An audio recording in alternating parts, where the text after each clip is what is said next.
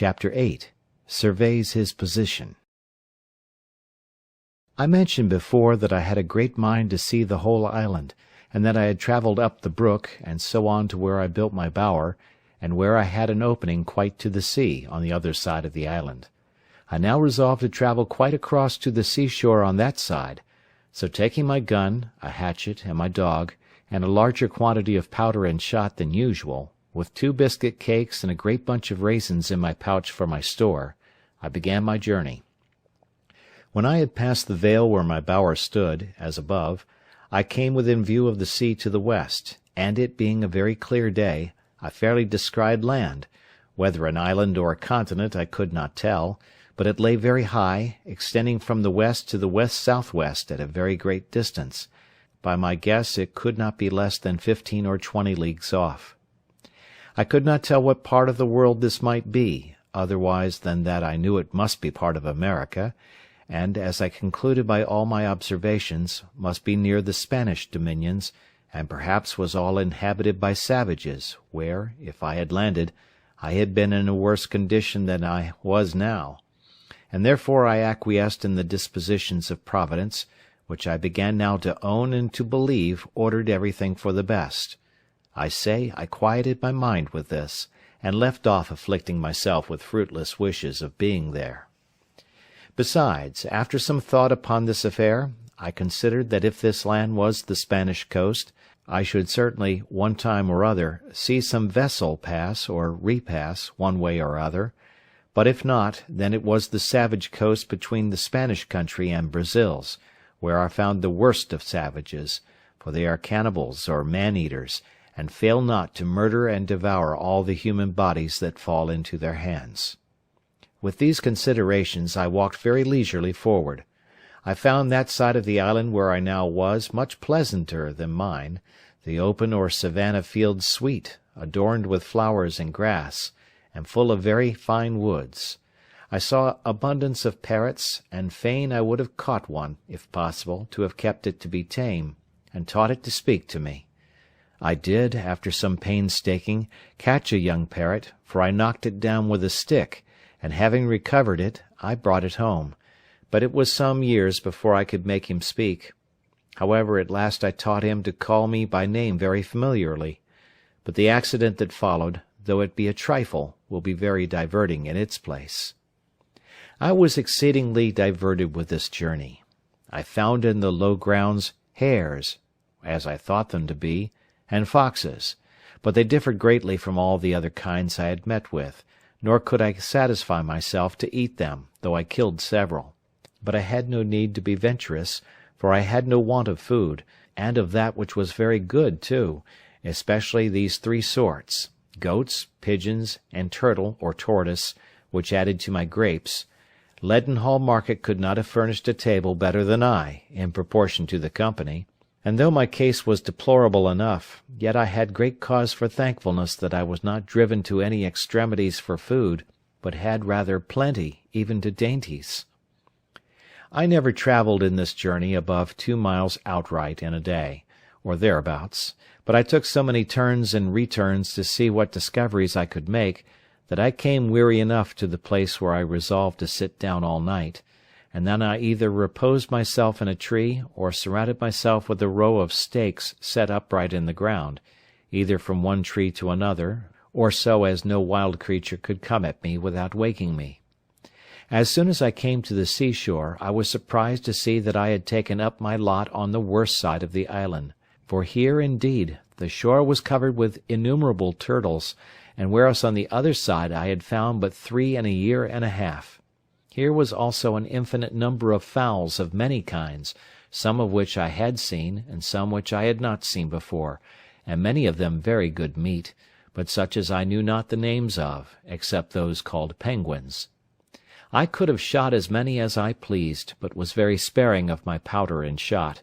and therefore had more mind to kill a she-goat if I could, which I could better feed on.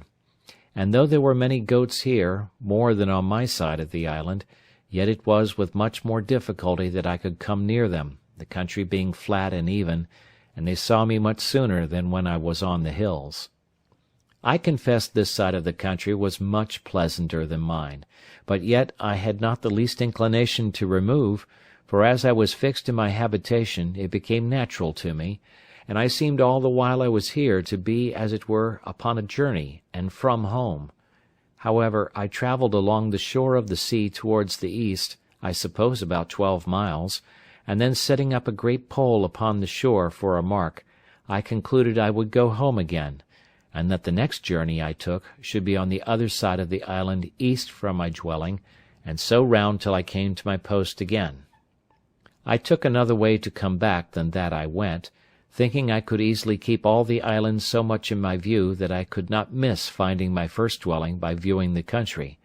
But I found myself mistaken, for being come about 2 or 3 miles, I found myself descended into a very large valley, but so surrounded with hills, and those hills covered with wood, that I could not see which was my way by any direction but that of the sun, nor even then, unless I knew very well the position of the sun at that time of the day.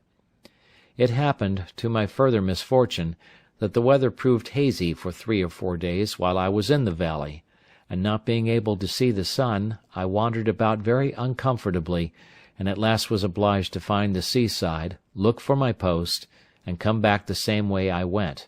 and then by easy journeys I turned homeward, the weather being exceeding hot, and my gun, ammunition, hatchet, and other things very heavy. In this journey my dog surprised a young kid, and seized upon it, and I, running in to take hold of it, caught it, and saved it alive from the dog. I had a great mind to bring it home if I could, for I had often been musing whether it might not be possible to get a kid or two, and so raise a breed of tame goats, which might supply me when my powder and shot should be all spent. I made a collar for this little creature, and with a string, which I made of some rope yarn, which I always carried about me, I led him along, though with some difficulty, till I came to my bower, and there I enclosed him and left him, for I was very impatient to be at home, from whence I had been absent above a month. I cannot express what a satisfaction it was to me to come into my old hutch, and lie down in my hammock bed. This little wandering journey, without settled place of abode, had been so unpleasant to me, that my own house, as I called it to myself, was a perfect settlement to me compared to that, and it rendered everything about me so comfortable, that I resolved I would never go a great way from it again while it should be my lot to stay on the island. I reposed myself here a week, to rest and regale myself after my long journey, during which most of the time was taken up in the weighty affair of making a cage for my Paul, who began now to be a mere domestic, and to be well acquainted with me.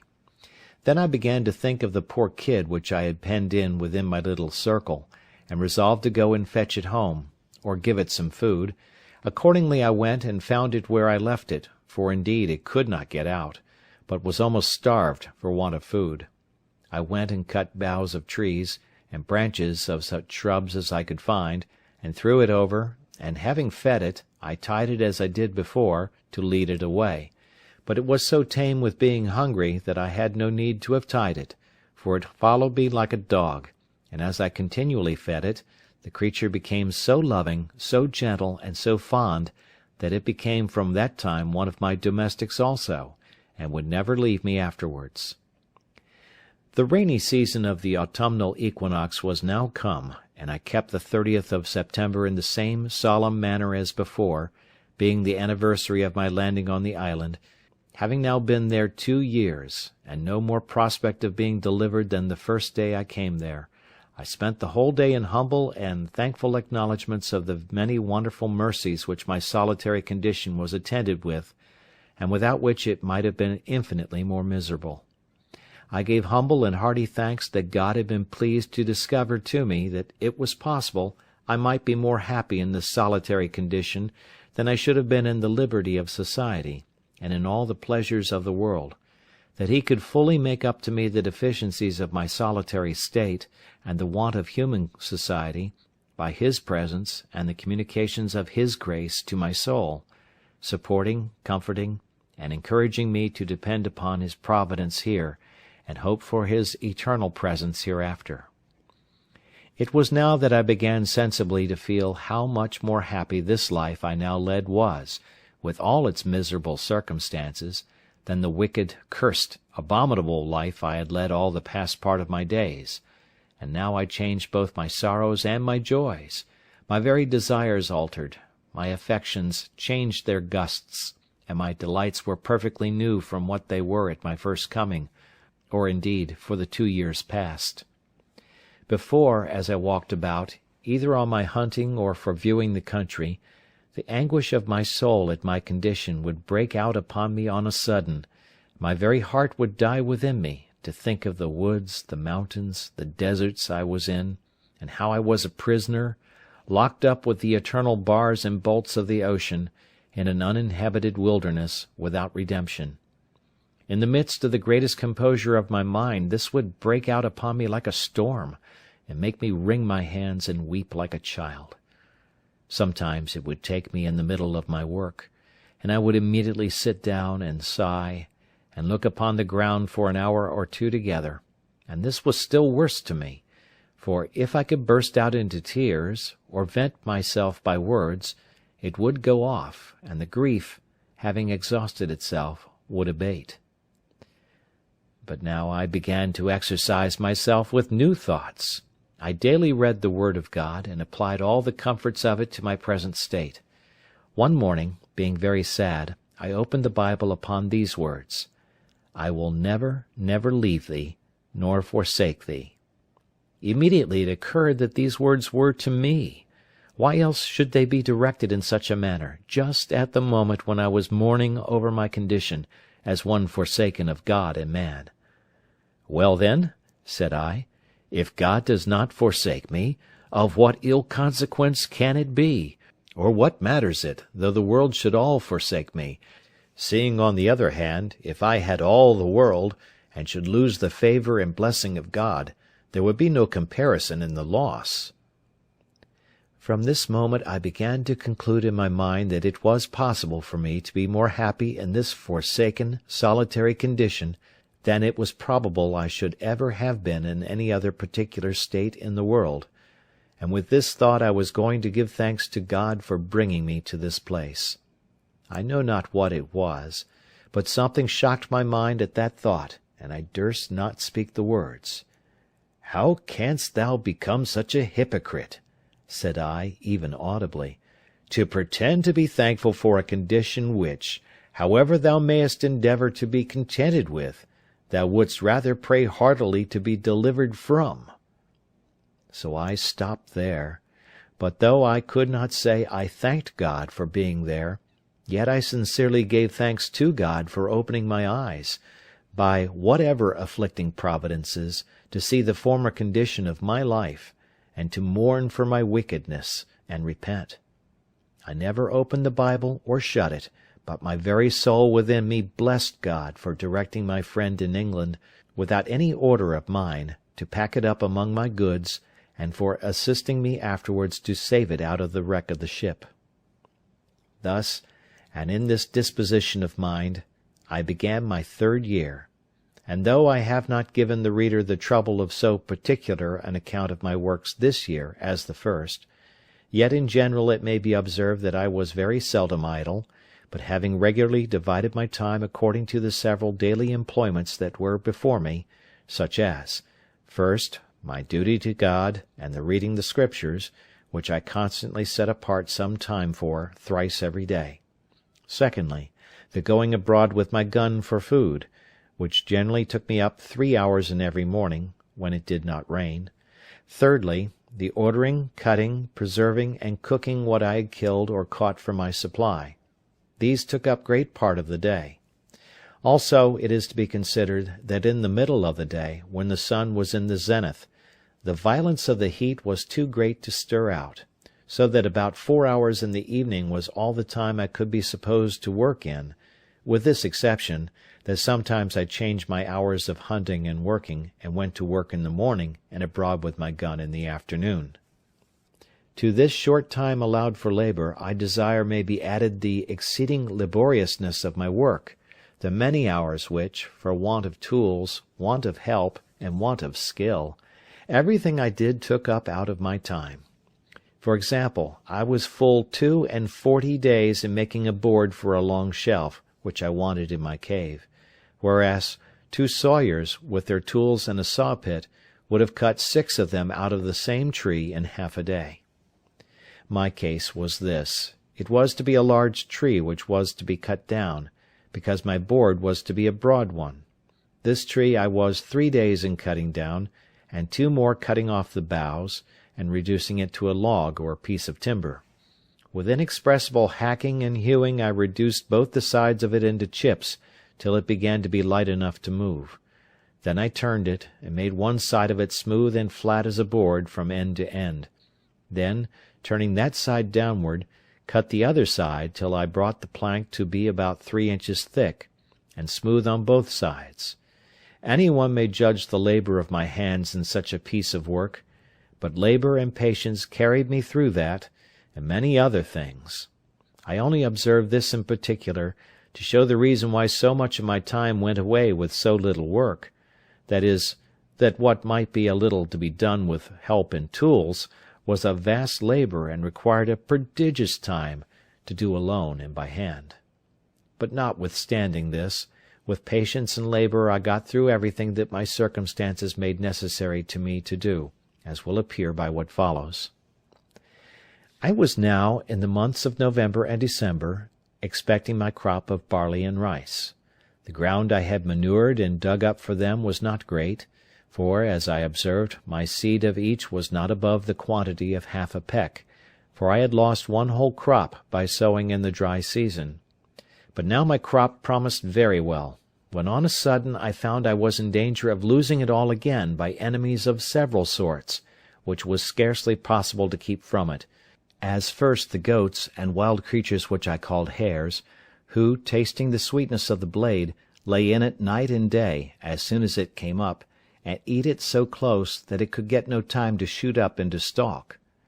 This I saw no remedy for but by making an enclosure about it with a hedge, which I did with a great deal of toil, and the more because it required speed. However, as my arable land was but small, suited to my crop, I got it totally well fenced in about 3 weeks' time, and shooting some of the creatures in the daytime, I set my dog to guard it in the night, tying him up to a stake at the gate, where he would stand and bark all night long, so in a little time the enemies forsook the place, and the corn grew very strong and well, and began to ripen apace. But as the beasts ruined me before, while my corn was in the blade, so the birds were as likely to ruin me now, when it was in the ear, for going along by the place to see how it throve, I saw my little crop surrounded with fowls, of I know not how many sorts, who stood, as it were, watching till I should be gone. I immediately let fly among them, for I always have my gun with me. I had no sooner shot, but there rose up a little cloud of fowls, which I had not seen at all, from among the corn itself. This touched me sensibly, for I foresaw that in a few days they would devour all my hopes, that I should be starved, and never be able to raise a crop at all, and what to do I could not tell. However, I resolved not to lose my corn, if possible, though I should watch it night and day. In the first place, I went among it to see what damage was already done, and found they had spoiled a good deal of it, but that as it was yet too green for them, the loss was not so great but that the remainder was likely to be a good crop, if it could be saved. I stayed by it to load my gun, and then coming away, I could easily see the thieves sitting upon all the trees about me, as if they only waited till I was gone away, and the event proved it to be so, for as I walked off, as if I was gone, I was no sooner out of their sight than they dropped down one by one into the corn again.